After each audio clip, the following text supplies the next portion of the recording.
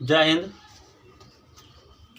बिहार में लोकसभा का जो है 40 सीट है और गुजरात में लोकसभा का 26 सीट है।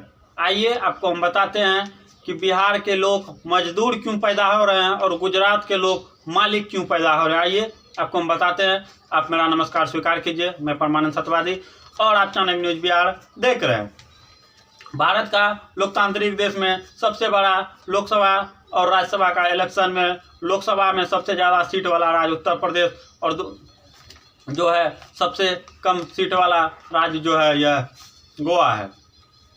आइए आपको हम बताते हैं। जब बिहार में इलेक्शन आता है तो बिहार का आदमी, आप बिहार के किसी ज़िला में चले जाइए, किसी भी ज़िला में 38 ज़िला में कहीं भी चले जाइए, हिंदू मुस्लिम सिख ईसाई किसी का भी एरिया में आप चले जाइए, लेकिन अगर वहाँ 500 घर है तो उसमें 400 घर का आदमी जो है वह दूसरे राज्य में काम करने के लिए जाते हैं। कोई गुजरात तो कोई आंध्र प्रदेश, तेलंगाना, कर्नाटका, बेंगलोर, बम्बई, महाराष्ट्र, चेन्नई वह करते रहता है दूसरा स्टेट में जो वह काम करने जाता है।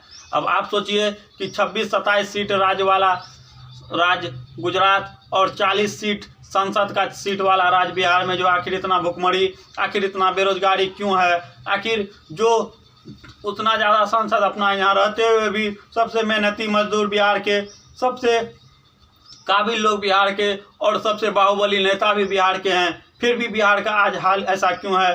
क्यों बिहार के लोग आखिर दर दर की ठोकरें खा रहे हैं, क्यों बिहार के लोग दूसरे स्टेट में मार खा रहे हैं, गाली सुन रहे हैं। आइए आपको हम बताते हैं। बिहार में जो है सबसे बड़ा मुद्दा जब इलेक्शन हम लोग का आता है बिहार में, तो किसी अगर आप मुखिया को वोट देते हैं, छोटा सा ग्राम पंचायत का जब इलेक्शन आता है तो आप 500 रुपया लेके मुखिया को वोट देते हैं और मुर्गा भात खा लेते हैं। और जब आप खाते हैं तो 500 रुपया में आप जब बिक जाते हैं और जब इलेक्शन मुखिया जीत जाता है उसके बाद जब वह पद पे चले जाता है, अगर आप उसके पास राशन कार्ड बनाइए जाइए, इंदिरा आवास बनाने जाइए, तो क्यों नहीं वो आपसे लेगा 1000, 2000, 5000 रुपया लेगा कि नहीं लेगा। जब आप उस इलेक्शन के समय आप उससे 2-2000 टका करके 500 टका लेके 1 केजी खस्सी का मीट मुर्गा भात खा के आप उसको वोट देते हैं, तो जब वह जीतेगा तो वह पैसा कहाँ से लेगा, आप ही से ना वह पैसा वसूलेगा।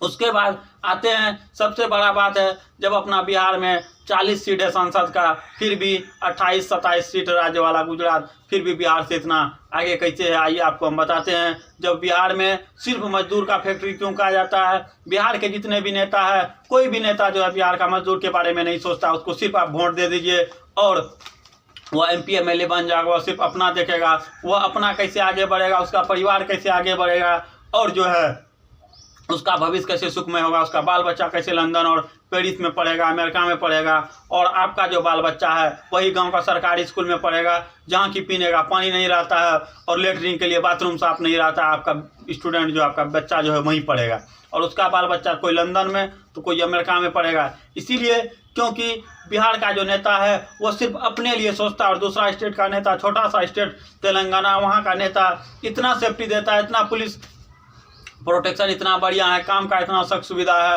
हर चीज़ सुख सुविधा बराबर है। दूसरे स्टेट का, दुनिया का सब जगह का आदमी, हिंदुस्तान का सब राज्य का आदमी आके छोटा सा स्टेट तेलंगाना में काम करता है और बिहार जैसा 14 करोड़ 15 करोड़ की आबादी वाला स्टेट में जो कहीं कुछ नहीं है, वहाँ का आदमी ऐसे ज़िंदगी भर ठोकरे खा रहा है।